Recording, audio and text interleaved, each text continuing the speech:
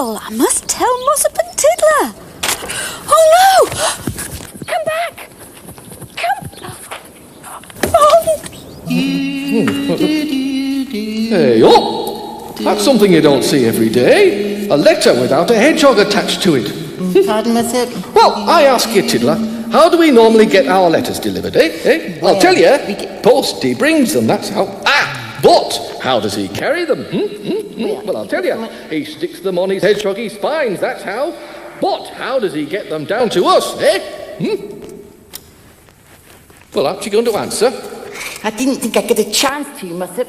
You haven't let me get a word in so far. Nonsense. I'll tell you how he gets them to us, Tiddler. He brings them down. He doesn't just drop them in and hope for the best. Hey, getting idle in your old age, are you, Post, eh?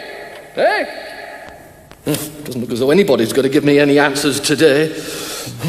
Now then. What does it say? Oh, it says, Dear Madam. Can't even get my name right. Dear Madam, I am pleased to inform you that your spring water has passed all the tests laid down by law. Well, what's that supposed to mean, for goodness sake? Mossop! Tiddler, are you down there? Mossop! Tiddler! Oh, you want to be careful you don't fall down that well, Miss Daw. Oh, hello, Mr. Grimley. I do want to be careful. I've already lost something down there. Yeah. Oh, hello, you two. Oh, thank goodness you found it. Found what, Marjorie? My letter. Oh, so it's yours, is it? Ha ha! That explains a lot. I wondered who was writing to me about my spring, and why they kept on getting my name wrong to boot. Spring? You mean spring water? Is that a letter about the water that you're going to bottle and sell, Miss Daw? Yes, it's passed all the tests. Hooray! That's wonderful news, Marjorie. Yes, and if I make enough money, I won't have to sell Riddleton End. And that's the best news of all. 3 cheers for Riddleton End spring water. Hip hip, hooray! Hip hip, Hooray! hip hip, Hip hip hooray! Hip hip hooray! Hey, Tiddler, Tiddler. I said 3, not 5. Sorry, Mossop. I got a bit carried away. Oh, this is so exciting. Now, I better go and telephone Mr. Arkwright. And then, I think we'll all have a celebration lunch, shall we? I've only got cold meats and salad, I'm afraid. Will that do? Oh, that'd be lovely, Marjorie. Is there anything I can do to help? Oh, well, you could wash the salad stuff if you don't mind. It's all in the shopping basket. Just leave it to me, Marjorie. Well, that'll be a great help, thanks. Now, I'll just pop down the telephone box and I'll see you later. Well. Yeah. To think all this water down here is worth a lot of money. Well, it will be worth a lot of money if people don't drop things into it and spoil it. Oh, of course. Oh, I'm sorry about that. Hey, do you know what? I think Marjorie could do with a sort of roof over it to stop things from dropping into the water. Hey, that's a good idea, that is, Mossop. I know. Why don't we build a roof over it? I've got plenty of wood in my garden and I'm very good at building things. And you're in good company, Mr. Grimley, for I am a dab hand at the building line, as well you know. Then what are we waiting for? Come on, then. Right. It's very stiff. How can I wash the salad stuff if I can't turn the tap on? I know. That's it, Mossop. Just bang a few nails into that. Right you are, Mr. Grimley. What is going on up there? Drat.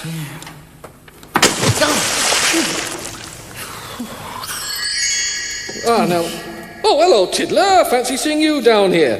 Have you seen anything of a hammer? Yes, I have. It only just missed my head. It fell in the water. Ah! Better fish it out then. Look out below! Oh, yeah, that was a close thing. What are you doing up there? We're just putting a roof on the top of the well, Tiddler, to stop things dropping in the water and spoiling it. It's a pity there isn't a roof over it already to stop all your things from falling down. I'm going back to the house.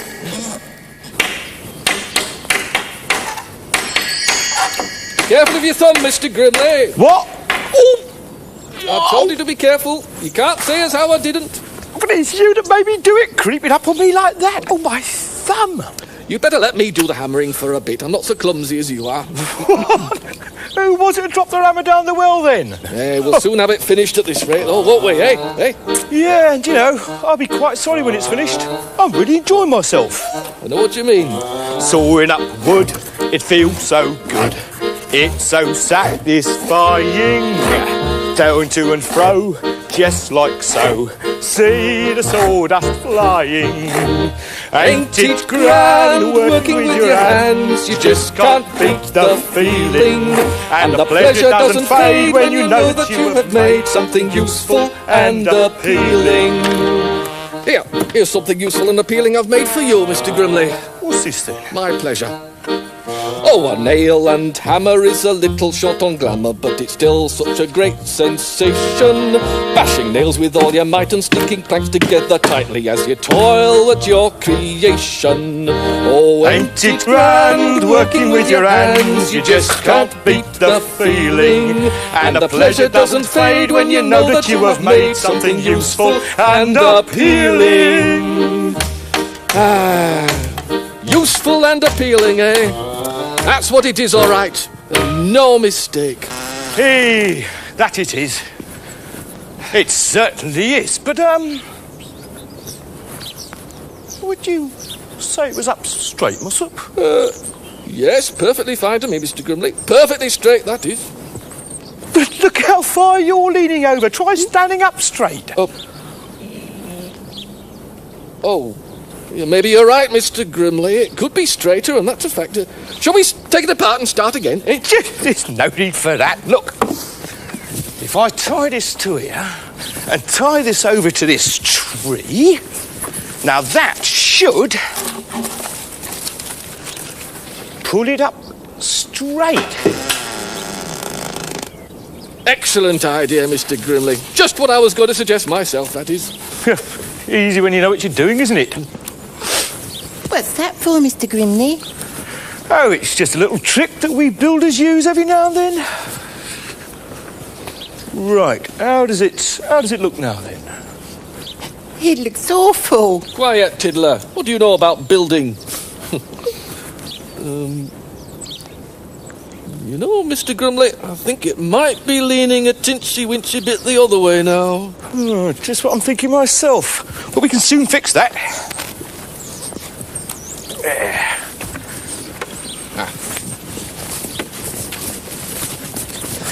If I tie this to the gate... Oh, dear! Careful, Marjorie. Don't spoil our handiwork. Sorry about that, Miss Dore. No harm done. What exactly is it? Oh, it's to stop things falling down the well and making your spring water all dirty. But Mossop, I won't be getting the water from down the well.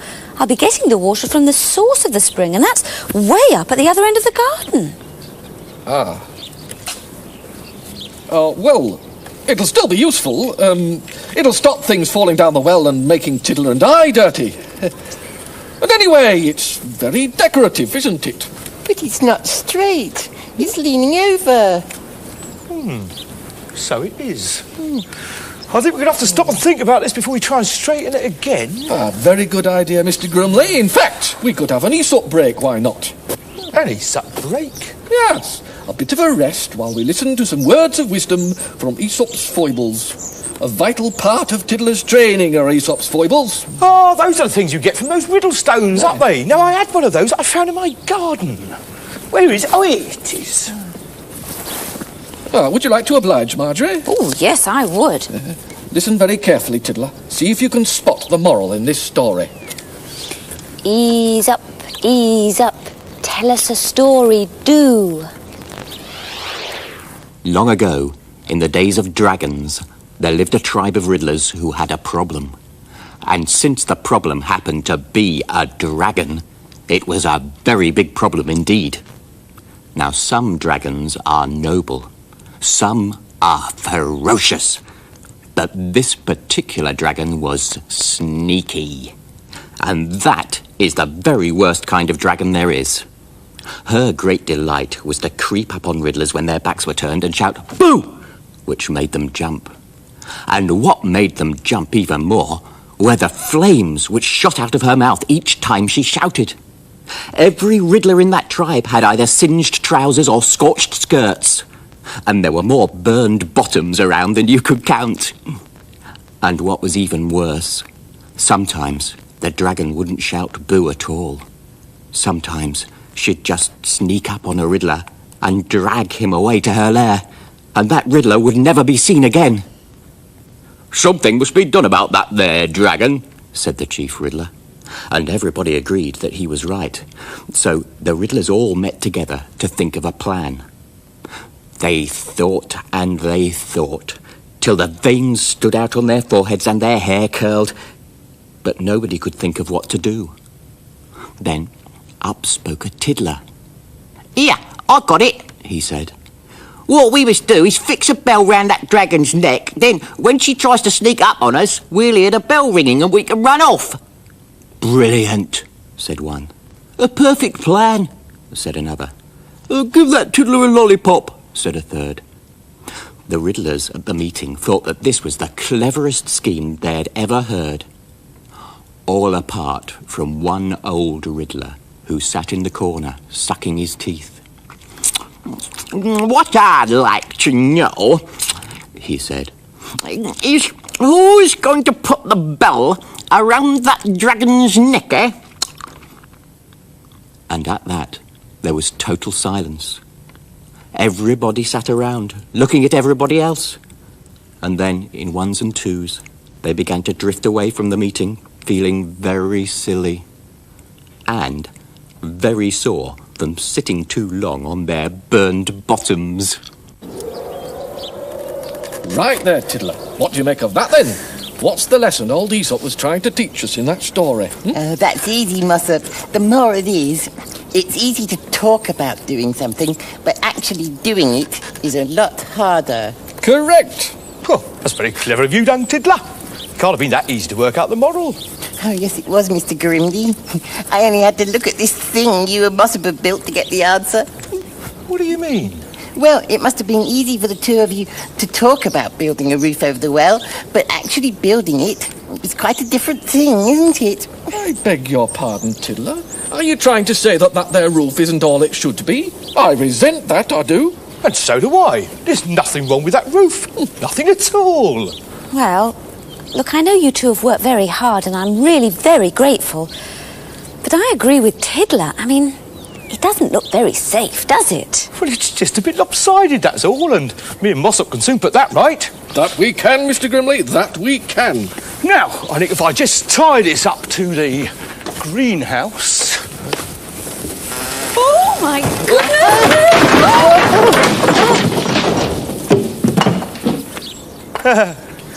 Well, at least it's not lopsided anymore, is it? True enough, Mr. Grimley. True enough. Well done, you two.